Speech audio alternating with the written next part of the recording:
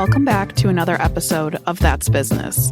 Today's episode is going to feature how to transition careers. This is the number one question I get asked every single day, being a resume writer, career coach, and in that field, owning the Resume Rescue. What careers can I transition to? What skill sets do I have that would make me appealing to other industries? So what I wanted to focus on today is how you can do that. What are some examples of those and tangible action items on that? Now, to give you a quick background on me, when I was graduating high school, I thought I was going to be a journalist.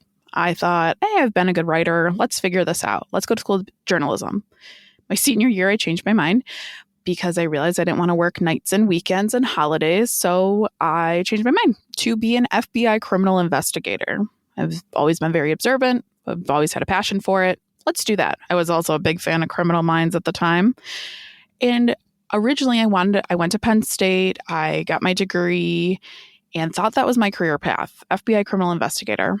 Well, then sophomore year, I had the realization I have a hard time with abuse and I get attached to people that have kind of these horrible situations. And since that was going to be my every single day, I thought, maybe this is not the career path for me. So sophomore year, after crying my eyes out to my mother, I said maybe I should change careers and change my degree. So ultimately, she had actually found a degree in industrial organizational psychology. So I didn't put myself behind in college. It was still aligned with my career path, just my specialty was changed. So it did not put me far behind. And then when I graduated, I fell into recruiting. So I had an internship my junior year to be a B2B sales and recruiter, which I was really good at, but I didn't love it. After college, I got this job opportunity to work in defense recruiting. As any of you that have listened to this podcast know my story, but I had an industrial organizational psychology degree. And after that, I was like, I'm pretty good at recruiting, so let's keep going. I moved into technical recruiting. And then I thought, well, I really like helping military veterans. Maybe I should specialize in that. So I started my master's degree to get it in military psychology with the focus of wanting to help veterans transition, get into the roles they wanted, and have the confidence to do so. And then, as you know the story, I got fired from my job. I was like, maybe I'll write resumes. We'll do that. And as you've heard before, I started writing resumes as a side business, as just a sparked idea. But if you would have told me at 18 years old that this is what I would be doing, I would have laughed in your face.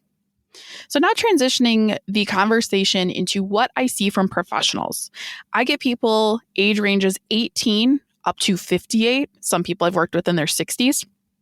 But really what's happening is too many professionals stay in their career that they're not happy in, because they feel they're stuck in this and this is what they're supposed to do.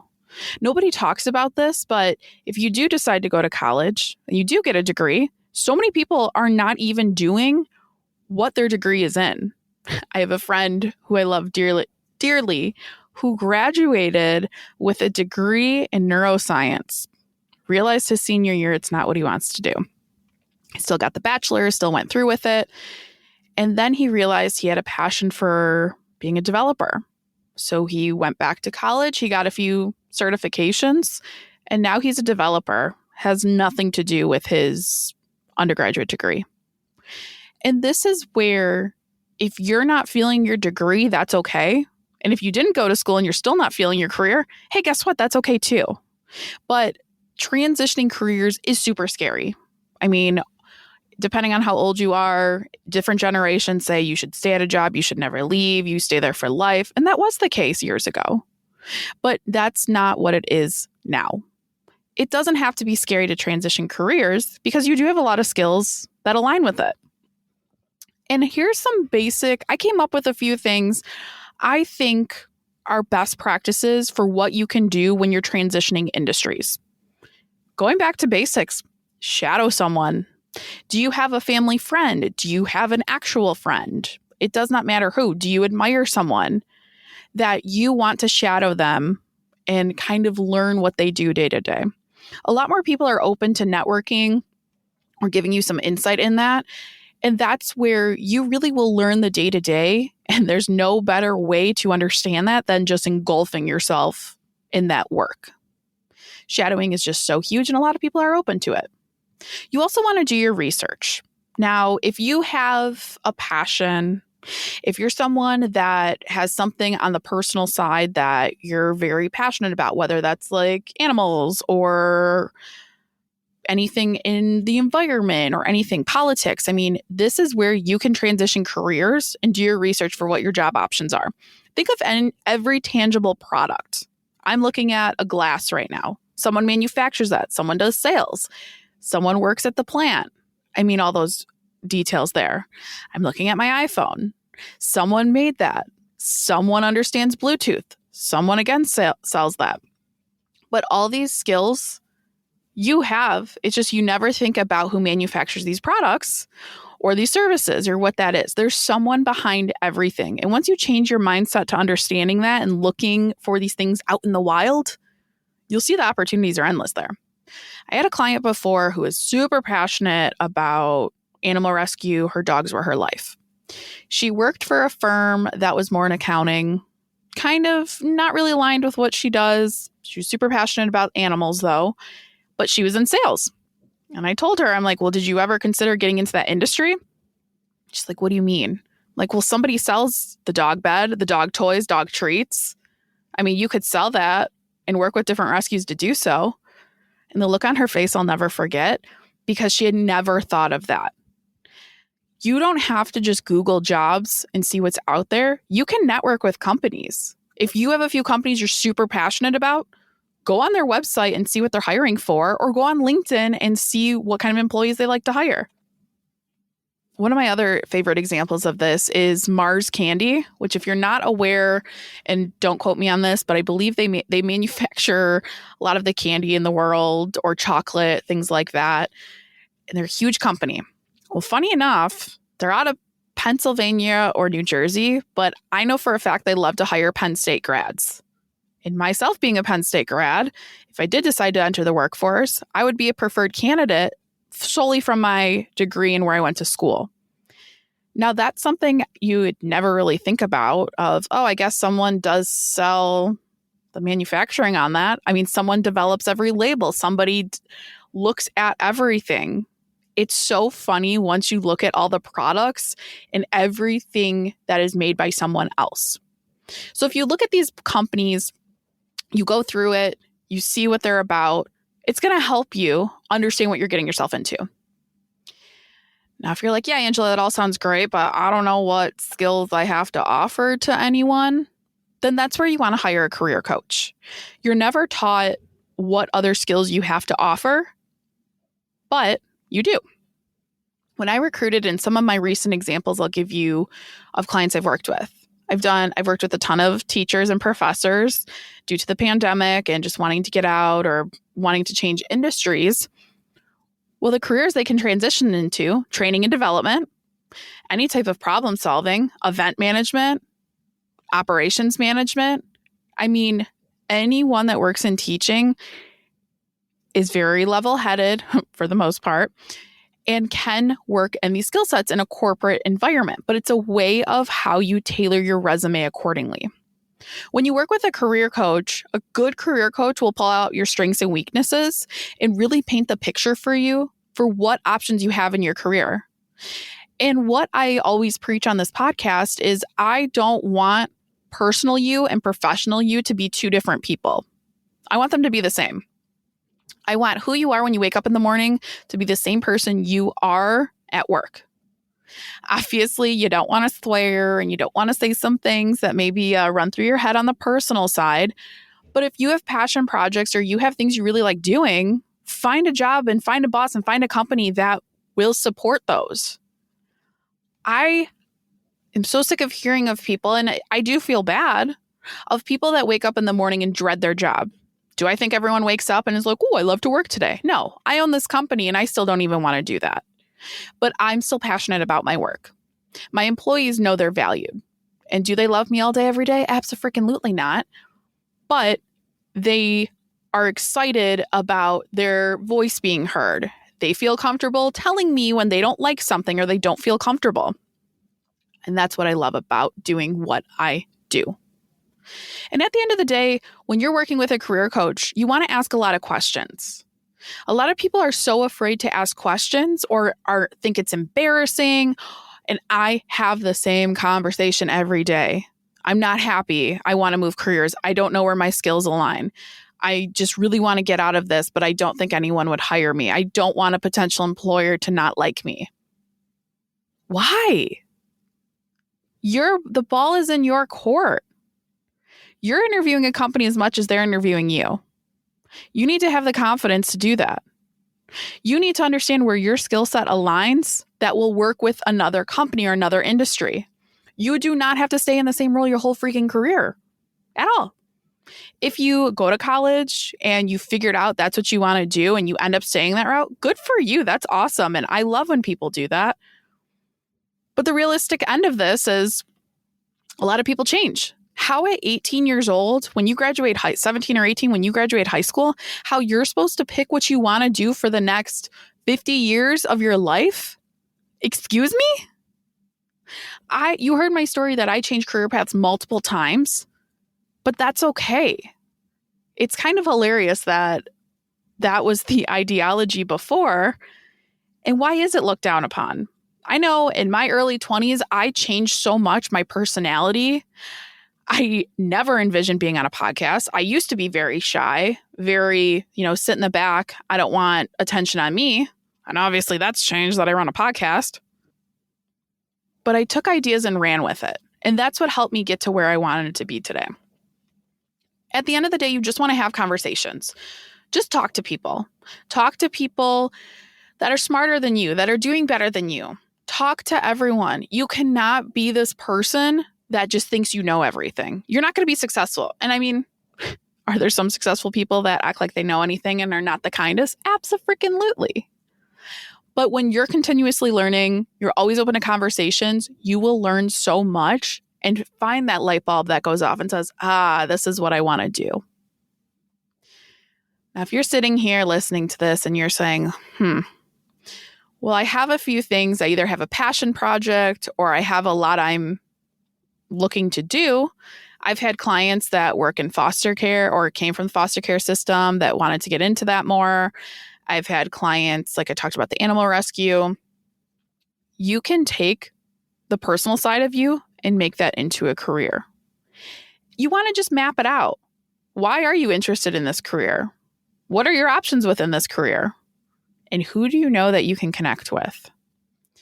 I believe I've talked about this on previous episodes, but the simplest thing you can do when people are saying, "Oh, how are you doing, Angela?" What do we always say? "I'm good. I'm fine. Great. How are you?" No.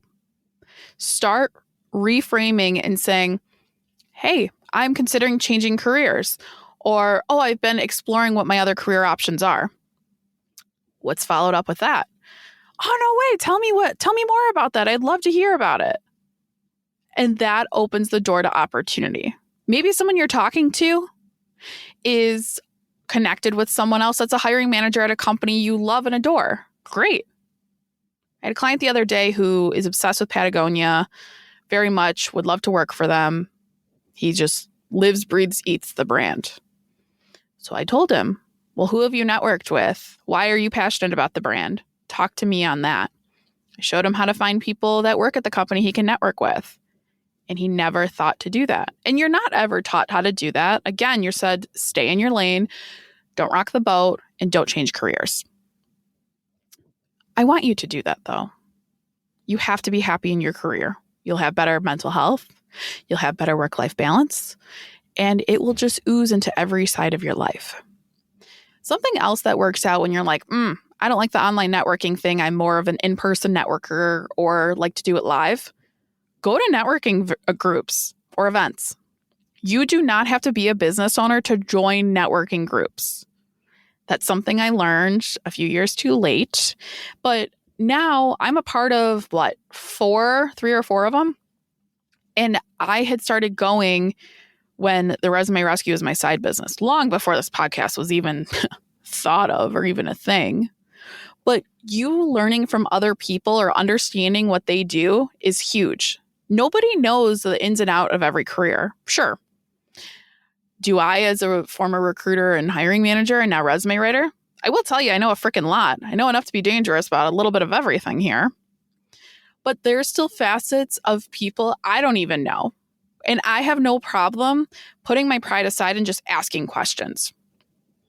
I'll never forget when I was a technical recruiter and we were learning about AI and blockchain and everything. I'm like, I don't understand this. And I always had it in my head that I didn't want to come off as stupid. But I knew nothing about this. I was like, what is IoT, Internet of Things? I don't understand any of this. And if you're listening to this episode and you're like, I don't even know what that is, that's okay. I learned from my experience by asking questions. I still ask candidates questions. I talk to them through their experience, and that's where I gather so much information. I learn from TikTok. I learn from LinkedIn. I look at things. I do my research even now to this day, and that's what makes me dangerous. Dangerous to understand all that is out there. But a lot of people just don't want to come off as stupid, and then they stay in these roles because it's easier to. It's like a bad relationship. It's so much easier to just stay. You've already put in your time. Why would you want to start over? But anything good in life is not easy. And if it is, great. Good for you. Go play the lottery. But most things aren't. And the longer you wait to move roles, the longer you deal with the things, the longer you just like, it's not that bad. It's not horrible. The harder it is to transition. I just had a client the other day who said, oh yeah, I should have left 12 years ago. 12 years ago? You grew a middle schooler. Your job you stayed in for 12 years too long is a mini adult. Like what? That's crazy to me. But you wait and you put it off and you put it off and you put it off and you put it off. It's going to be so much harder for you. And then that's added stress on top of your really crappy job you already have. So why not take the time? If you're a notebook, if you're a pen and paper person, write it down. If you're a Google Doc or notes on your phone, Microsoft Office, does not matter. Voice messaging, love doing that too.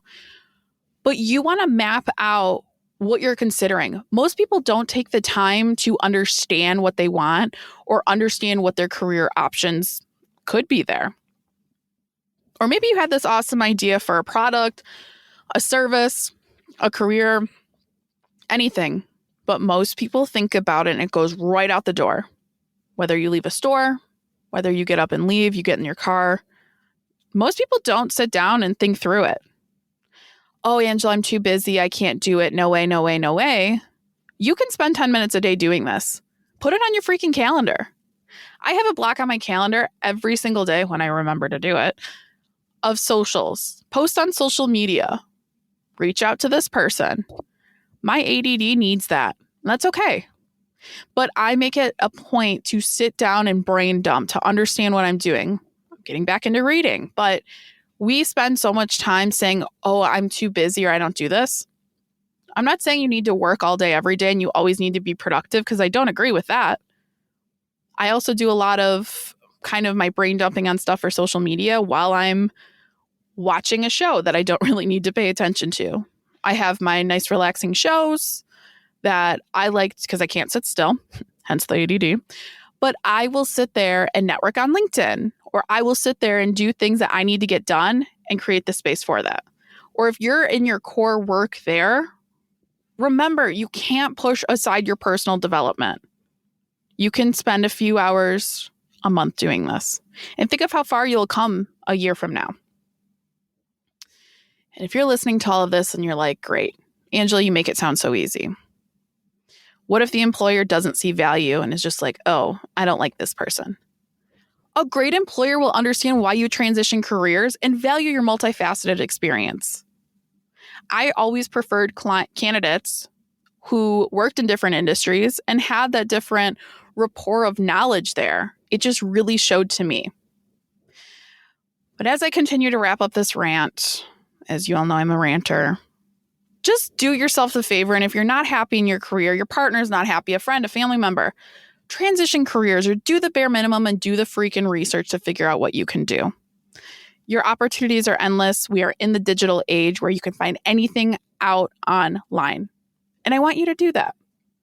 And remember, If you're not confident in this, you need a career coach, or you don't know if a career transition makes sense to you, sign up for a free consultation. I'd be happy to walk through and understand what works best for you. Thank you again for tuning in for another episode of That's Business.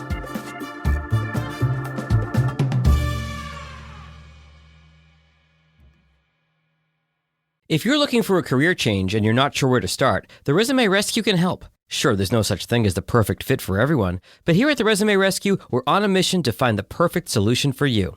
Whether it's changing careers, updating a resume, learning LinkedIn, or practicing interviewing, we have you covered. Find us online at theresumerescue.com and find all of our contact info in our show notes.